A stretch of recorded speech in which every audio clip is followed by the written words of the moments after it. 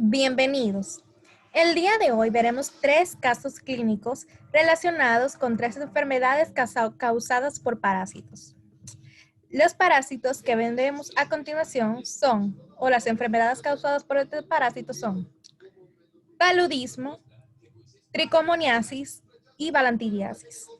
Esta ponencia estará a cargo de las siguientes personas: Angie Plasencia, Yarianna Reyes y Yoleidy Paulino. El objetivo de esta clase o ponencia es conocer los casos clínicos de algunos protozoos en humanos, como son balantidiasis, paludismo y tricomoniasis. A continuación, Yoleidy Paulino será la encargada de dar a conocer el primer caso clínico. Caso clínico de balantidiasis. Tenemos que la balantidiasis es una enfermedad de origen parasitaria, es decir, una zoonosis que se asocia a la infección intestinal en zonas de crianzas de cerdos, estos sus principales hospedadores. Conoceremos el caso clínico de una mujer de 47 años procedente de Montevideo que fue a consulta de emergencia por síndrome anal diagnosticándose una trombosis hemorroidal. Los antecedentes: presenta dolor abdominal tipo cólico intermitente de 1 año de evolución con periodos de diarrea de pocos días de duración, seguidos con otro de estreñimiento, sin sintomatología acompañante y además fumadora. Se le realizó un hemograma donde se constata una eosinofilia relativa y aunque esta cifra se encontraba dentro de los parámetros normales, llamó la atención de los médicos y se le solicitó un examen coproparasitario seriado. En los resultados de los exámenes se dieron a conocer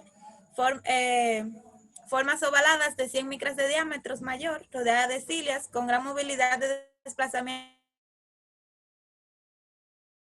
y de rotación. Se identificaron pacientes como los trofozoitos de Balantidium coli. Para el tratamiento se realizó con metronidazol de dosis de 30 miligramos durante 10 días. Luego de esos 10 días se realizaron otros exámenes y fueron negativos. Vamos a conocer un poquito más de Balantidium coli. Este es un protozoario auxiliado de gran tamaño y el único que infecta a seres humanos. Conoceremos entonces su ciclo vital.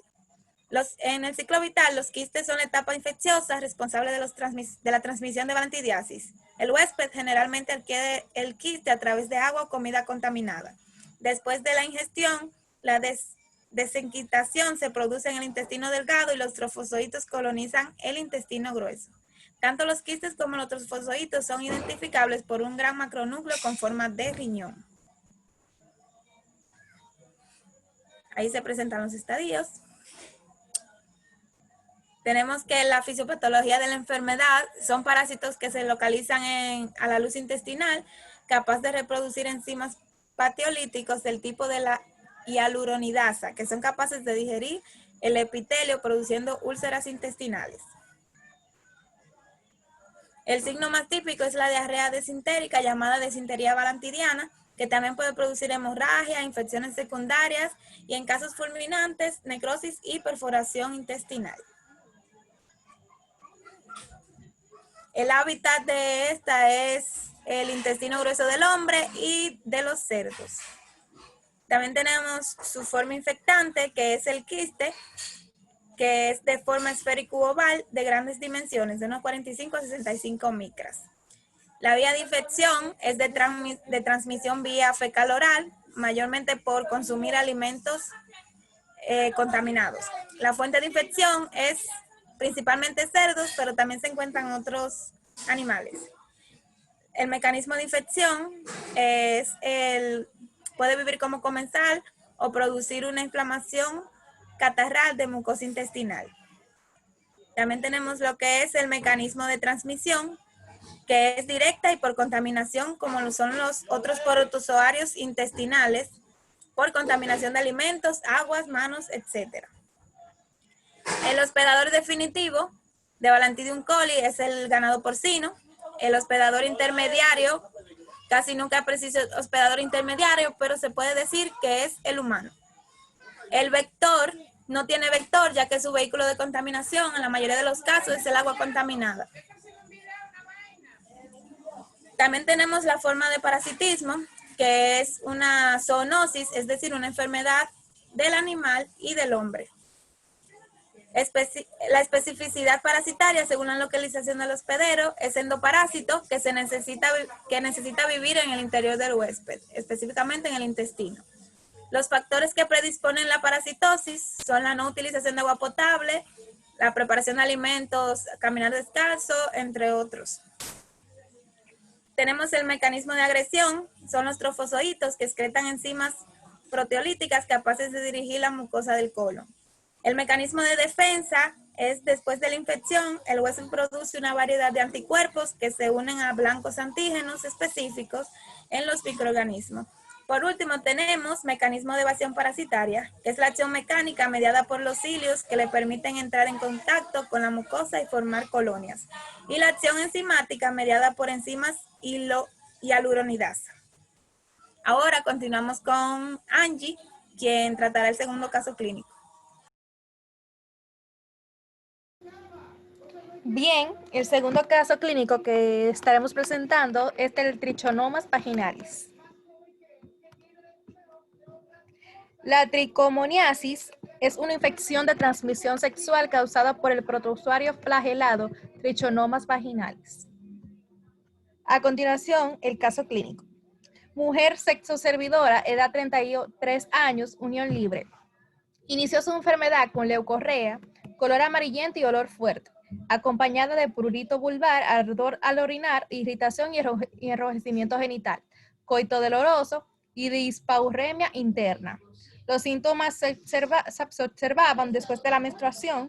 A la especuloscopia se observó uretema vulvovaginal empedrado y el exocervix con hemorragias subepiteliales putiformes dando un aspecto de fresa.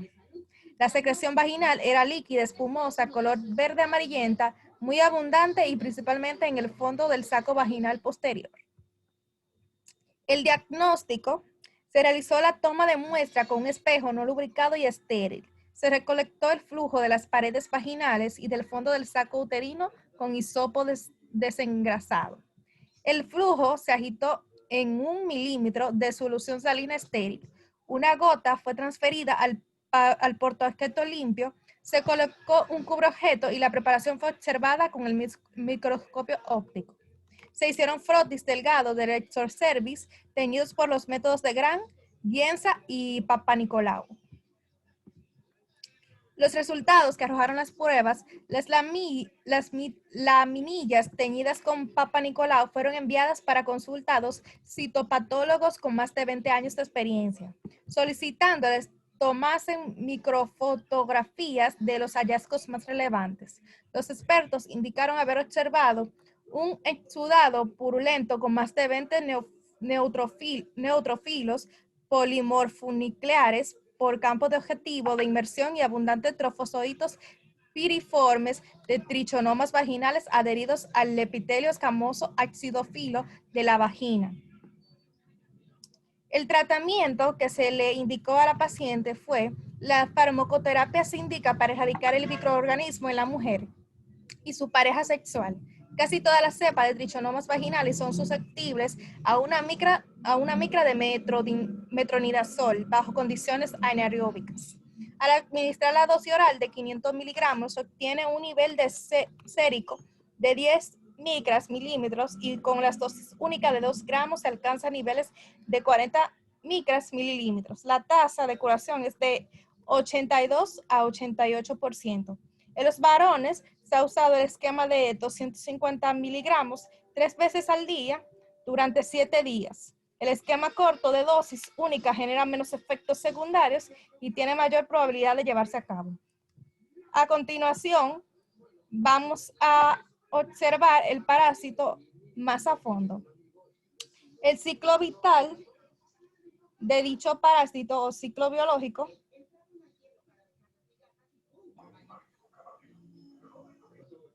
La trichomonas vaginalis reside en el tracto genital bajo femenino y en la uretra y próstata masculino, donde se replica por fusión binaria.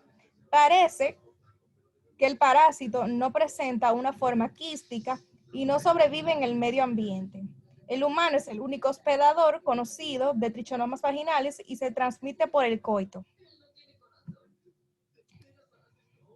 Estadio trofozoito parasita en el tracto urogenital tanto femenino como masculino, pero únicamente en humanos. El vector es el humano, transmitiendo la enfermedad a otro por relaciones sexuales. La fisiopatología de la enfermedad, el pH alcalino es ideal para las trichomonas vaginales, produce la infección durante la excitación y el acto sexual. La mujer secreta fluidos que aumenta el pH vaginal, normalmente ácido. Además, el semen, que es alcalino, favorece la transmisión del parásito, como podemos observar ahí en la imagen. Forma infectante, trofozoito, vía de infección, se contagia por tener sexo sin protección con alguien infectado. Fuente de infección, en el caso de la mujer, en las glándulas Bartolino y parauretrales y en sus secreciones, además de la vagina y el cervix. En el hombre coloniza principalmente en el suco balano prepucial, las glándulas prepuciales y la uretra prostática y las vesículas seminales.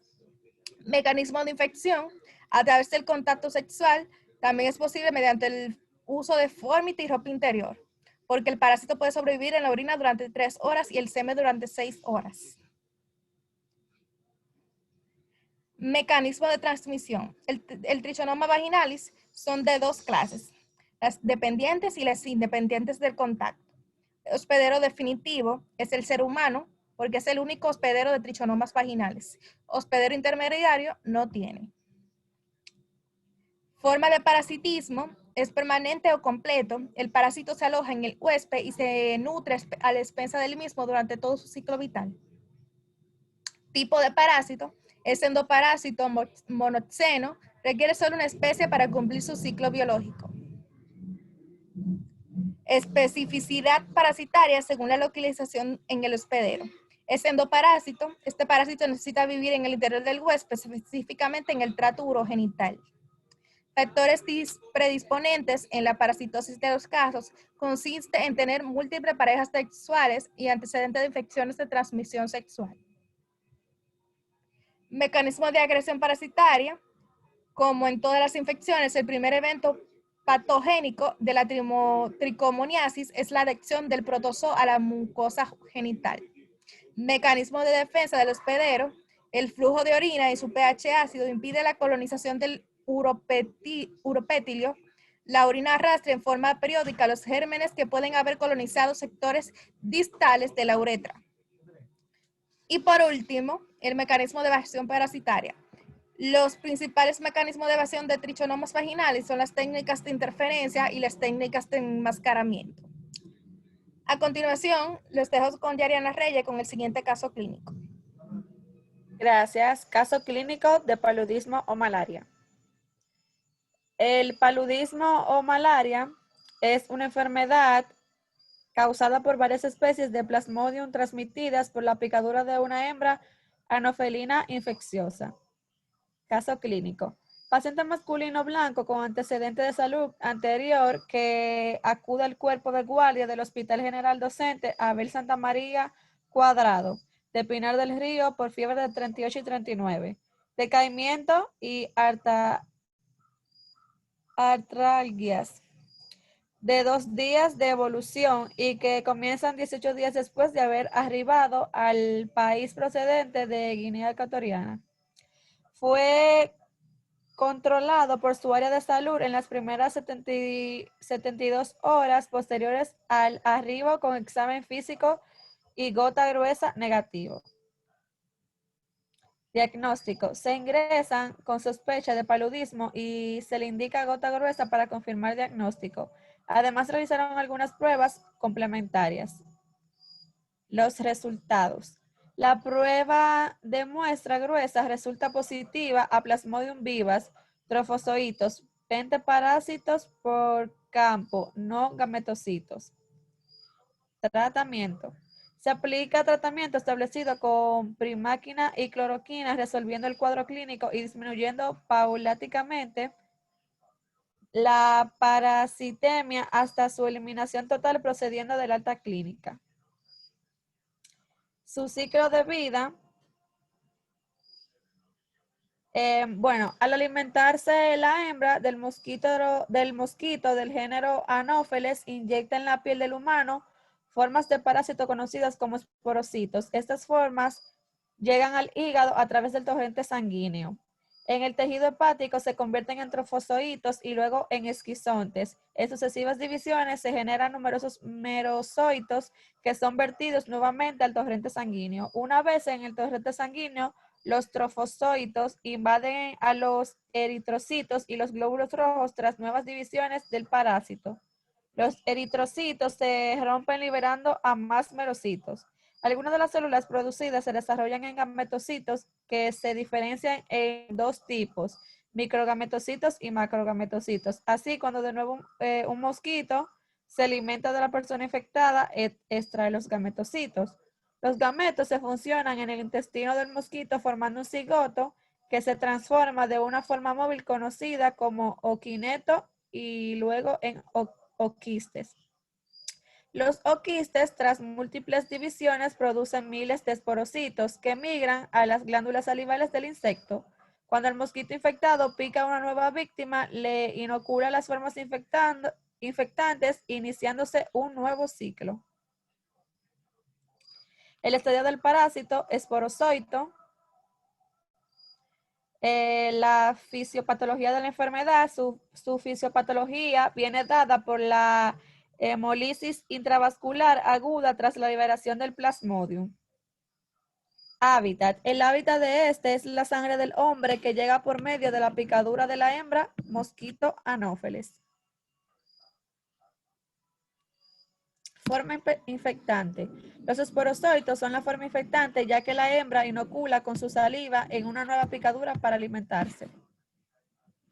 Vía de infección. El paludismo es causado por parásitos del género Plasmodium que se transmiten al ser humano por la picadura de mosquitos hembra infectados del género Anopheles, los llamados vectores del paludismo.